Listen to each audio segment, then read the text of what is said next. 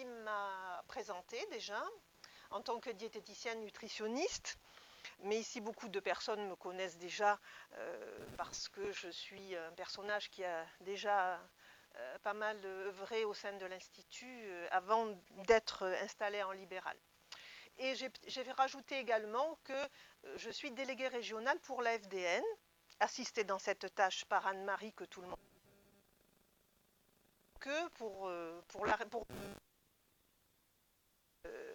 sur Paris, donc c'est récent. Mais c'est important de pouvoir faire remonter les informations aux instances officielles. Alors, comment s'alimenter après une intervention de chirurgie bariatrique? Ça, on va le voir tranquillement. On va planter un petit peu le décor. Alors, je vais le faire avec... Ah, ici, il est là. Voilà. Donc, un projet de chirurgie bariatrique se construit pas à pas. Je vous propose juste de retenir ces petits ballons qui s'entrelacent qu'on retrouvera un petit peu plus loin. C'est quelque chose sur lequel on reviendra rapidement. Alors le plan, je ne vais pas trop m'appesantir sur les recommandations HAS, on en parle tous, Sarah en a parlé, Maxime en parlera, Elodie aussi, donc, mais ça revient sans arrêt, hein, ces recommandations HAS, donc ça nous colle au corps. Les axes d'amélioration, les objectifs, la prise en charge diététique, et là donc je détaillerai un petit peu plus en préopératoire, en post-opératoire, et les principales questions post-opératoires que peut-être vous entendrez. Je ne sais pas s'il y a des médecins généralistes dans la salle. Non, je n'ai pas l'impression.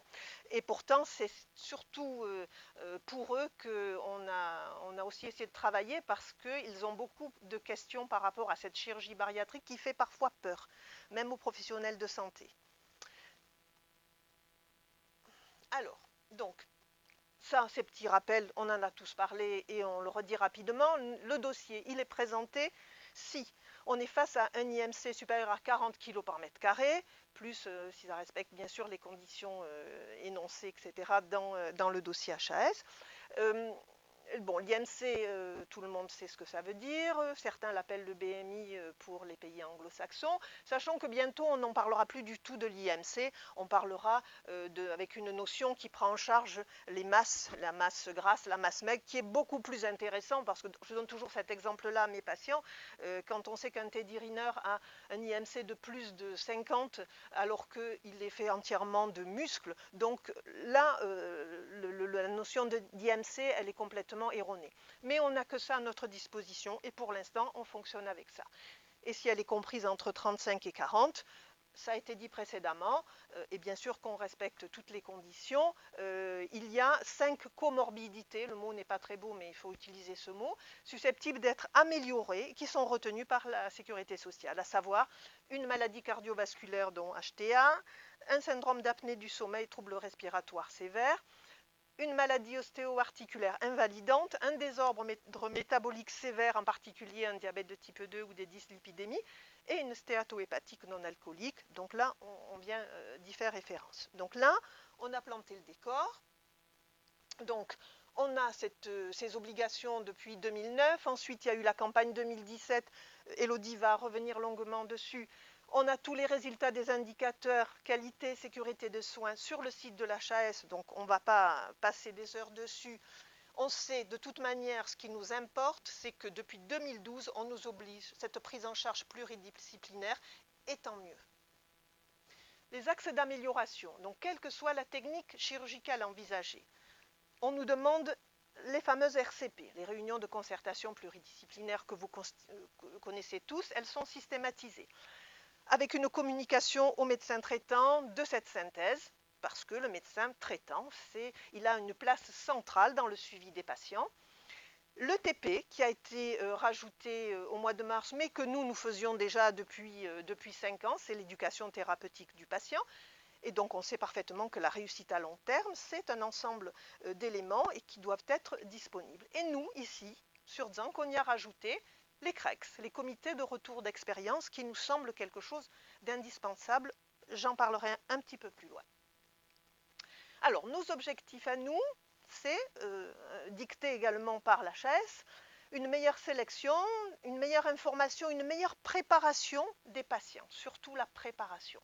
Le choix de la technique apportant bien sûr le meilleur rapport bénéfice-risque chez les patients que nous avons sélectionnés, une meilleure formalisation de la constitution et du rôle d'une équipe pluridisciplinaire et qui se forme en permanence à toutes les nouvelles pratiques, et donc une réduction de la gravité des complications par leur détection et leur prise en charge précoce, mais ça on laissera le chirurgien en parler.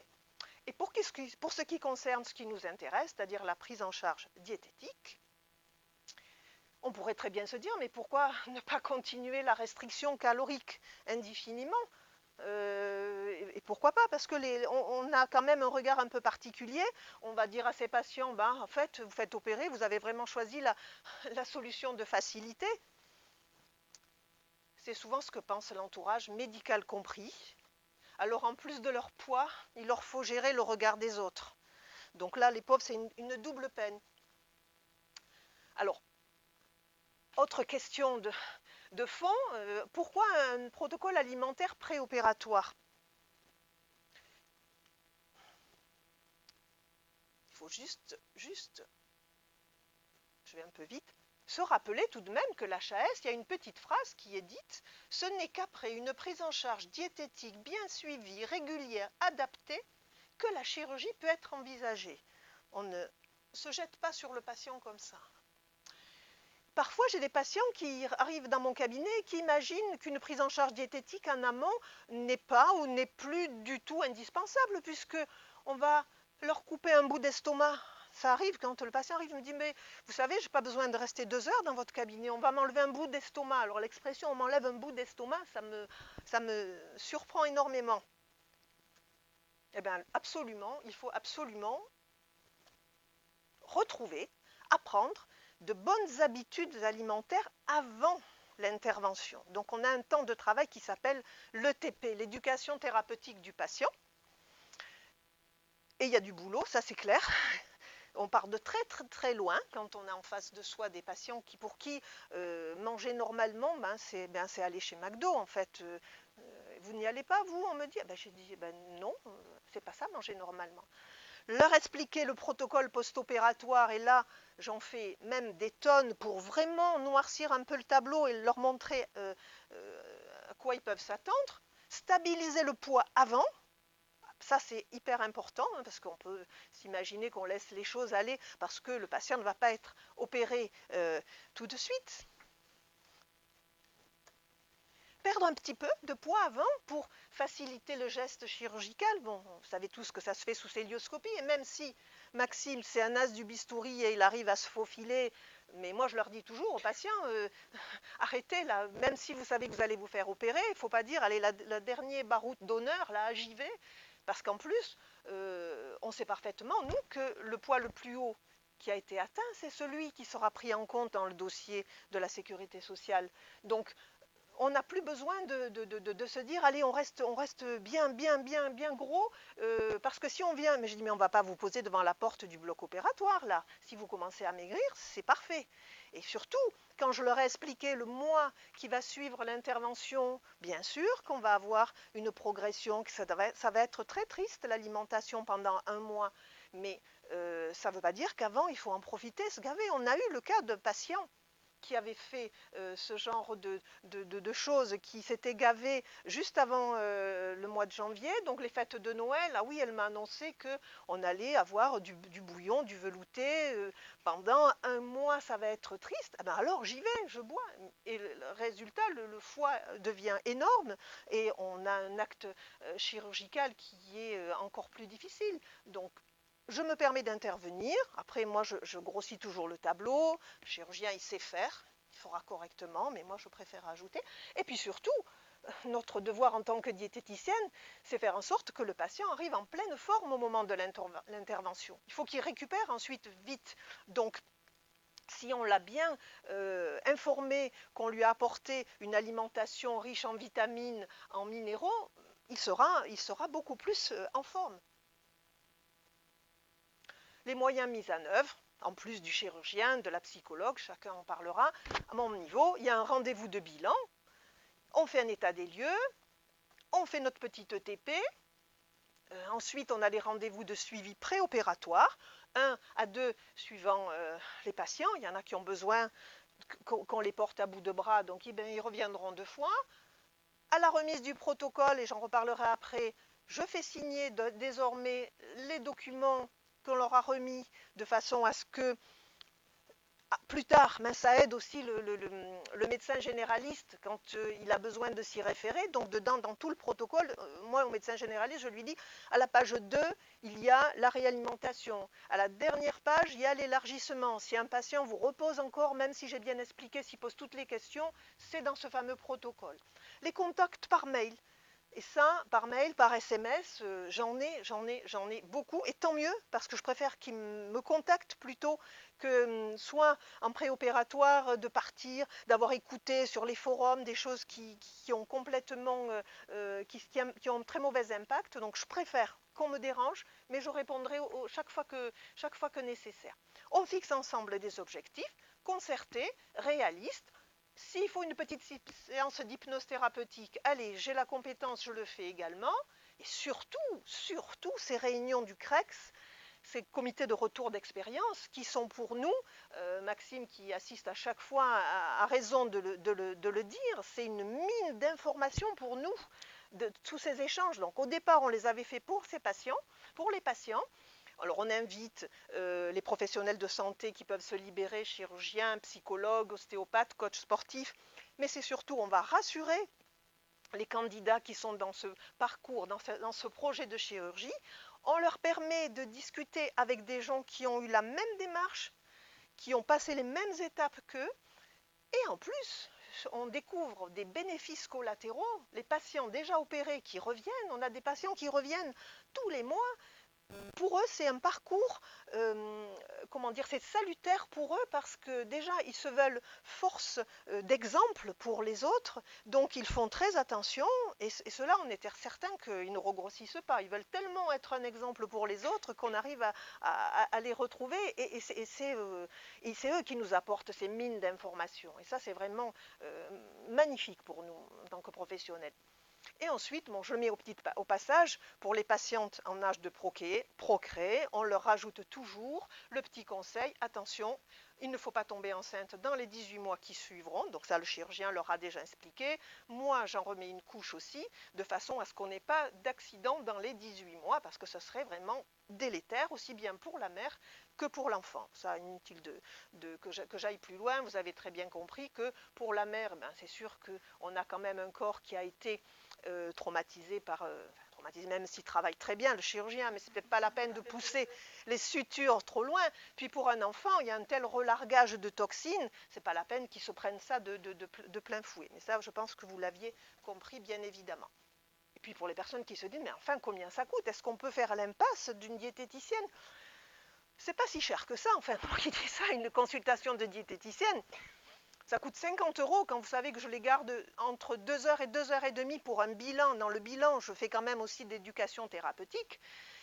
1 heure pour un suivi, que ces consultations peuvent être prises, et ça c'est intéressant que vous puissiez le dire à des patients qui hésitent, par la plupart des mutuelles, pas par la SS, puisque dans notre région pour l'instant il n'y a pas de... Et j'y œuvre au sein de la FDN pour qu'il y ait aussi cette reconnaissance et cette prise en charge, mais pour l'instant elle n'y est pas. Et puis surtout, la participation aux réunions mensuelles du CREX, elle est gratuite. Et nous intervenons bénévolement. Et puis l'Institut nous met à disposition des salles de conférence. Donc les patients, et croyez-moi, ils sont ravis et ils attendent avec impatience. Si vous voulez connaître les dates, mais je pense que je vais les mettre sur mon site, comme ça vous les aurez à disposition. Tous les mois, on fait une à deux réunions mensuelles et on a un très bon auditoire. Bon, ça c'était la petite partie administrative. Le suivi post-opératoire avec la diététicienne, je prêche pour ma paroisse, hein, je dis il est indispensable, mais en fait on a un consensus là-dessus. On sait parfaitement que si on veut éviter les dérives, et puis je sais que les chirurgiens, mon Maxime en particulier, posera la question immédiatement quand il a le patient, est-ce que vous êtes allé voir la diététicienne? Donc il garantira que les patients restent sur les rails, et ça je l'en remercie au passage. Le protocole post-opératoire immédiat. Alors je ne vais pas vous cassez les pieds avec. Les grands conseils généraux, c'est fractionner l'alimentation en 6 prises de 150 millilitres, parce qu'en gros, 150 millilitres, c'est ce que tu laisses en termes de volume. Donc, je leur dis, gardez un pot vide de yaourt, comme ça, vous n'aurez jamais le problème de la cuillère de trop qui va vous donner la nausée, qui va vous serrer, qui va vous faire mal, qui va vous faire vomir. Donc, ça, c'est clair. Et c'est simple. Après, selon les consignes du chirurgien, je vais passer rapidement. On sait qu'à J+2, on est sur un TTB. J3, J4, on est sur un TTB plus yaourt compote. Et là, le patient, il est rentré à la maison. Il est sur du liquide lisse, type velouté. Ensuite, du 21 au 30, c'est un mixé lisse fractionné, mais on est toujours sur du lisse. Alors, je mets toujours, si vous pouvez le consommer à la petite cuillère, c'est qu'il est bien liquide. Si vous le consommez à la fourchette, c'est qu'il est déjà épais. On est dans la phase 21-30 jours. À partir du deuxième mois, on est sur du haché fin lisse. Et progressivement, les repas sont toujours fractionnés, bien sûr. Les repas ils redeviennent normaux, toujours sur 6 prises, puis on passe à 5 prises, puis 4 prises, selon l'avis du chirurgien. Et Maxime, il n'aime pas trop quand il y a des collations, parce que ça pousse au grignotage. Voilà, mais il le répétera. Donc, les vitamines et minéraux seront à prendre tous les jours, jusqu'au retour d'un statut correct. Il suffit de faire des bilans sanguins, mais toujours vérifier qu'elles soient... Ouh là là, je suis allée un peu vite, qu'elles soient prises. Hop là. Je suis allée trop vite. Les vitamines et minéraux, donc ça c'est capital si on veut que les patients soient bien en forme. Tous les détails pratiques sont dans le protocole qui a obligatoirement été remis au patient. Un patient qui vous dira mais non, j'ai pas de protocole de sortie. Il a été remis en amont, on l'a relu X fois, on l'a repris en CREX. Donc les patients, le protocole, pratiquement, ils peuvent vous le réciter par cœur. Vous pouvez proposer donc aux patients de s'y référer. Il y a à l'intérieur toutes les questions, même les questions pratiques. Et plus particulièrement, on incite sur les aliments trop gras, trop sucrés, les boissons alcoolisées gazeux interdits en post-opératoire, les aliments provoquant des ballonnements qui peuvent provoquer les inconforts, comme le chou-fleur, etc., qui pourtant paraît très tendre, mais pourrait causer des inconforts. Il faut que le patient soit à l'écoute de ses propres sensations. Et ça, c'est capital, il faut arriver à lui faire comprendre. Il faut qu'il écoute son corps. En cas d'inconfort, c'est simple. En gros, il n'y a pas 50 solutions pour l'inconfort. Les origines, ça peut être une prise alimentaire trop rapide, trop importante. Bon, dans ce cas-là, s'il ne s'est pas référé au pot de yaourt pour limiter. Les tolérances sont très très variables d'une personne à l'autre. Il faut tester un aliment un par un, apprendre à s'arrêter à temps, surtout ne pas forcer. Dès les premiers signes de douleur, le ballonnement, nausée, la cuillère de trop risque de faire vomir.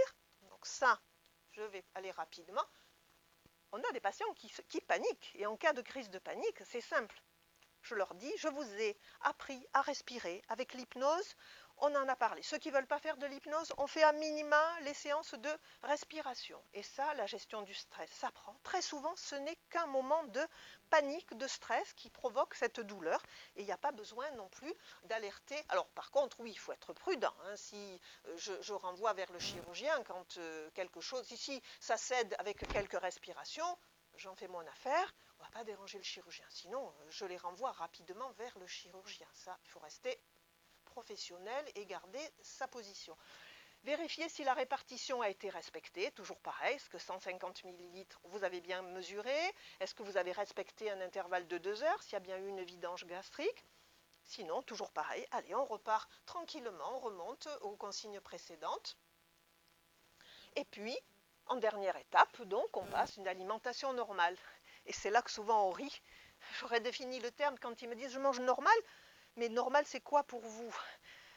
C'est pas normal avant d'avoir fait la chirurgie bariatrique. C'est normal ce qu'on a dit en ETP, avec une alimentation variée, équilibrée. Voilà, donc là on passe un petit peu de temps à redéfinir ce que l'on avait expliqué en préopératoire. Cet aliment, donc, elle est solide, elle est variée, toujours bien mastiquée. Et là, c'est une énorme difficulté. Même des patients qui ont été opérés il y a 8 mois, 1 an, 2 ans, et ils dérapent rapidement sur la rapidité avec laquelle ils déglutissent. Je leur dis, on revient aux consignes et on fait de la rééducation à la mastication. Après 2 mois, On se demande, mais qu'est-ce qu'on va avoir dans notre assiette au bout de 2 mois? On arrive quand même à avoir 50 grammes de viande, de poisson ou d'œuf, 50 grammes de légumes tendres, 50 grammes de féculents bien cuits. Et on évolue petit à petit pour arriver au bout de 12 mois pratiquement à 100 grammes de viande, poisson, œuf, 100 grammes de légumes, 100 grammes de féculents sur 3 repas, une ou deux collations. Mais très souvent, ces fameuses collations, c'est en fait le dessert, parce que la place qu'il a dans l'estomac, il l'utilise pour son plat principal, et ils ont pris l'habitude de manger le dessert un petit peu plus tard, en fait. La base, en fait, c'est manger un peu de tout et de tout un peu, ne pas partir, parce que là aussi, tu en parleras, Elodie, les dérives, elles sont très faciles, les transferts d'addiction, si on n'est pas là pour revérifier, réinterroger régulièrement ce qu'ils consomment, on peut avoir ce qu'on appelle les fameux perdus de vue. On ne les revoit pas d'un an et quand ils reviennent, ils ont regrossi. Pourquoi? Parce que ils ont mangé 12 danettes au chocolat dans la journée, parce que ça passait, et puis finalement, voilà. Et là, on redérape. Donc, on les garde sur les rails, on s'y emploie, on est ce fameux trépied où chacun redemande, vous avez bien vu la psychologue, moi je dis le chirurgien, il sera revu quand, le chirurgien dit et la diététicienne. Donc, on les tient, on les met sur des rails autant que faire se peut et aussi longtemps que possible. Bien sûr, on ne se prend pas la tête avec la balance, hein, c'est une seule fois par semaine maximum, parce que la perte de poids n'est pas forcément régulière. Donc on dédramatise beaucoup cette histoire de balance. Et l'activité physique adaptée, ça c'est très important. Sur quoi j'ai appuyé en même temps, j'en sais rien. Voilà. L'activité physique adaptée régulière dès le feu vert du chirurgien, bien sûr. Hein, ça c'est clair, c'est toujours lui, le chef d'orchestre, qui va donner son feu vert. Et là, c'est la clé du succès. Si on n'a pas, et ça, Sarah l'a répété aussi, si on ne met pas de front la nutrition et l'activité physique adaptée, on n'aura pas de bons résultats. Et là, on les fait venir de loin. Hein. Il y avait longtemps qu'ils n'avaient pas vu ce que c'était une paire de baskets, hein, ça c'est clair. Mais on s'y emploie. En pratique, rapidement, l'importance des protéines, j'ai l'impression d'enfoncer des portes ouvertes, mais bon, on sait que c'est pour un bon maintien du capital musculaire et aider à la cicatrisation. Mais je peux vous dire que c'est extrêmement difficile dans la phase liquide d'apporter la quantité de protéines que l'on devrait avoir. On devrait en gros leur apporter 60 grammes de protéines par jour. Eh bien, je peux vous dire qu'on s'accroche. Et si on n'avait pas ces compléments nutritionnels oraux enrichis en protéines et surtout sans sucre ajouté, bien sûr, il y a des gammes spécifiques hein, qui sont prises en charge par l'ASS, on n'y arriverait pas. La poudre hyper protéinée pour ajouter dans le velouté, pour ajouter dans les yaourts, la compote, les boissons hyper protéinées sans sucre, et là, ça c'est hyper important. Je leur dis aussi de vérifier ce que leur a donné le pharmacien, parce qu'on a aussi des pharmaciens qui vident leur stock. S'ils n'ont pas des compléments hyper protéinés sans sucre, eh ben, ils vont dire, mais petite dame, vous n'êtes pas diabétique que je sache, je vais vous donner de cette marque-là. Ils sont un peu sucrés, et puis on a un petit dumping syndrome après. Donc là, je dis aux patients, soyez vigilants, dites bien que non, demandez aux pharmaciens de commander, moi qui prennent la marque qu'ils veulent, dès l'instant où c'est hyper protéiné et surtout sans sucre, ça sera parfait. Donc là, je vous dis, c'est vraiment parfois... alors, ils nous appellent en nous disant « Ah, j'aime pas la poudre, ça donne un goût. » Bon, ok, les boissons qui sont vanille, fraise, mettez-les un peu au frais. Alors, on essaie de s'accrocher pour leur dire « Non, non, il faut absolument, vous verrez, parce que sinon, vous allez être hyper fatigué si vous ne les prenez pas. » D'autant qu'on ne vous demande pas un effort financier. On est dans un pays quand même où l'ASS, quand même, elle prend en charge certaines choses et les CNO, ça en fait partie. On va voir après que malheureusement, ce n'est pas le même cas avec les vitamines. Donc, les vitamines, pareil, on mène de front le même combat, on enrichit en vitamines et minéraux. Bien sûr, quand on a un estomac qui fait cette taille-là et qu'on boit liquide, les besoins sont difficilement couverts par les aliments normaux, entre guillemets. Donc, on est obligé, pour avoir un maintien du tonus, d'avoir des apports en vitamines et minéraux. Or, on sait que le premier mois, les chirurgiens nous disent pas de gélules, pas de comprimés, on va trouver des solutions. Des solutions, on en a. Au passage, les patients me disent, ah bah alors je ne prends plus mes traitements en cours. Non, non, non, non, on continue, bien sûr. Ils ouvrent, ils pilent leurs médicaments en cours. Mais pour les vitamines et les minéraux, il existe des gammes. Alors, on a deux techniques. Soit le premier mois, on ne leur donne pas de suppléments vitaminiques sous forme de poudre, parce qu'il faut reconnaître que ces poudres d'enrichissement ne sont pas bonnes. Et Maxime le sait, chaque fois il me dit, les patients ils trouvent ça infâme, tes poudres de surgiline. Enfin, je donne le nom parce que c'est le seul qui existe sur le marché. C'est surgiline qui fait des compléments dignes de ce nom en vitamines et minéraux et sous forme de poudre. Donc la posologie c'était l'idéal, la galénique aussi. Et donc là, on se retrouve avec des patients qui, ils nous font une grimace pas possible. Donc Maxime a trouvé la solution. Il leur dit, OK, avant l'opération, je vais bien vous charger en vitamines et minéraux. Donc c'est une technique qui est tout à fait intelligente. Hein. Donc on supplémente en amont. Le premier mois où il est difficile d'absorber, d'ingérer des gélules, on n'en prend pas. Et par contre, au 30e jour, là oui, on redémarre puisqu'on a l'autorisation de supplémenter en gélules. Il y a d'autres équipes qui continuent à dire non, non, ben, tant pis, serreront les dents le premier mois, ils prendront les vitamines et minéraux sous forme de poudre, ils les mélangeront à leur compote, etc. Et on enchaînera nos gélules à partir du 30e jour. Quoi qu'il en soit, il faut un maintien. Et on voit la différence entre les patients qui ne sont pas supplémentés, qui n'ont pas voulu le faire, bon, moi je m'y emploie hein, à les stimuler, et ceux qui ont suivi le protocole correctement, ben, les deuxièmes, ils arrivent à vaquer à leurs occupations, à aller faire du sport, à reprendre. Les autres sont au fond du canapé, on ne peut plus pouvoir se bouger. Ils arrivent en rampant. Donc, les vitamines, les minéraux, le seul souci, c'est pas pris en charge par l'ASS. Donc nous, on a essayé de trouver un bon rapport apport nutritionnel, bien coenzymé. On a fait les tableaux qu'il fallait comparatifs pour avoir un bon rapport qualité-prix. Donc on a trouvé sur le marché des produits qui convenaient. En modulant, on arrive à trouver aussi des coûts raisonnables pour qu'on puisse avoir une observance parfaite, parce que sinon, il faut quand même savoir que le patient, s'il doit sortir 30 € de sa poche tous les mois, il va le faire 1 mois, 2 mois, 3 mois, et puis après, il ne le fera plus. Si on arrive à trouver un bon compromis, là, on aura une bonne qualité, on aura une observance importante. Donc ça, c'est pour les vitamines classiques, hein, on va dire vitamines et minéraux, tous les groupes que l'on connaît, A, B, C, D, tous les minéraux importants. Donc ces produits, ce sont des produits spécifiques de la chirurgie bariatrique qui sont super bien dosés et bien coenzymés, surtout pour être bien absorbés. Et on n'oublie pas la vitamine D, parce que parfois, comme il y a de tout dedans, c'est aussi l'auberge espagnole, il n'y a pas forcément un surdosage en vitamine D, ou du moins un apport en vitamine D important, c'est généraliste. Par contre, et là, il faut qu'on suive cette vitamine D, franchement, c'est un bénéfice lorsqu'on arrive à les supplémenter correctement en vitamine D, ils retrouvent un tonus sensationnel. D'accord, la vitamine D, on dit, oh ben non, on ne la fait pas doser parce qu'elle ne sera pas prise en charge. C'est vrai que depuis 2014, la sécurité sociale a un peu restreint les budgets de remboursement de telle ou telle vitamine, mais pas en cas de prise de chirurgie bariatrique. Avant et après, les bilans sanguins pour de la vitamine D sont bien pris en charge. Pourquoi s'en priver?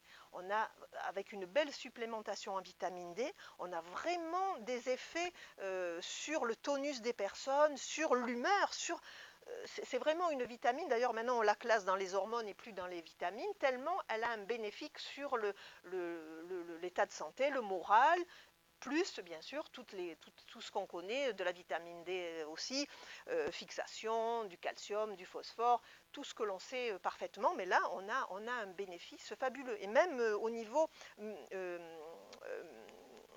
de l'activité musculaire, au niveau de l'activité cardiaque, on a quand même une amélioration avec un statut en vitamine D digne de ce nom.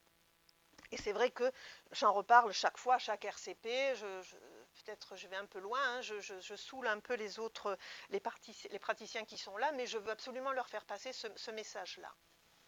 Ensuite, donc en conclusion, on aura de bons résultats si et seulement si il y a une volonté de changer le mode de vie. Quelqu'un qui n'arrête pas de me dire oui mais après je fais comme je faisais avant. Non, non, non.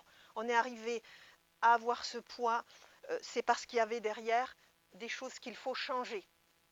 On se fait aider par la psychologue qui va forcément ouvrir des portes avec le patient et va l'aider. Mais nous, on va l'aider au niveau du mode de vie. Des nouvelles habitudes alimentaires, surtout à la fin de la lune de miel, et je laisserai Elodie parler de cette lune de miel, j'adore quand elle parle de ça, parce qu'elle en parle tellement bien, donc, et là on a vraiment découvert quelque chose quand elle nous l'a expliqué. L'activité physique quotidienne, même modérée, même pas beaucoup, quelques pas tous les jours un petit peu plus, allez, vous allez dire c'est pas de la diététique, mais on y est, on enfonce le clou, tous on s'y met et on leur fait faire de l'activité physique adaptée. Il y en a à moindre coût, il y en a même gratuite, les municipalités s'y sont toutes mises, donc s'ils vous disent « Ah mais non, l'activité physique adaptée, ça va me coûter cher », non, non, non, non, non, non, il y a des programmes qui sont gratuits et ils ont eu obligation de former leurs coachs dans les municipalités à toutes les pathologies qu'on peut rencontrer actuellement, cardiaques, respiratoires et autres, donc ils ont des coachs prévus pour ça, à moindre coût, donc ça c'est important, donc il n'y a pas de barrage, là moi je me débroussaille pour avoir toutes les réponses et qu'on ne vienne pas m'opposer « Ah non, c'est cher, ah non, c'est fatigant et ceci ». Le médecin aussi, il pousse donc dans le même sens. L'hydratation, ça on le sait, il faut boire en dehors des repas, mais ça bon, on ne va pas revenir 100 ans là-dessus. Le sommeil de qualité, et alors là, je m'y emploie à leur parler du sommeil, ils sont étonnés parfois. Mais qu'est-ce qu'elle vient me parler de mon sommeil, la diététicienne? Important. Le suivi médical, chirurgical, diététique, psychologique, avec des rendez-vous 1, 3, 6, 9, 12 mois, puis 2 fois par an. Et on adapte le cadre de vie. Et oui, et si toute la famille en profitait aussi, ça serait pas mal, hein, que les enfants ces bénéfices collatéraux. Moi, j'ai des patients qui m'ont dit, ben, vous savez, je n'aurais jamais imaginé faire le semi-marathon, ben, du coup, mes enfants me suivent aussi, on va s'entraîner et on crée un cercle vertueux. Et alors là, on se dit, ben, les bénéfices de la chirurgie bariatrique, ben, là, ils sont loin, ils vont loin.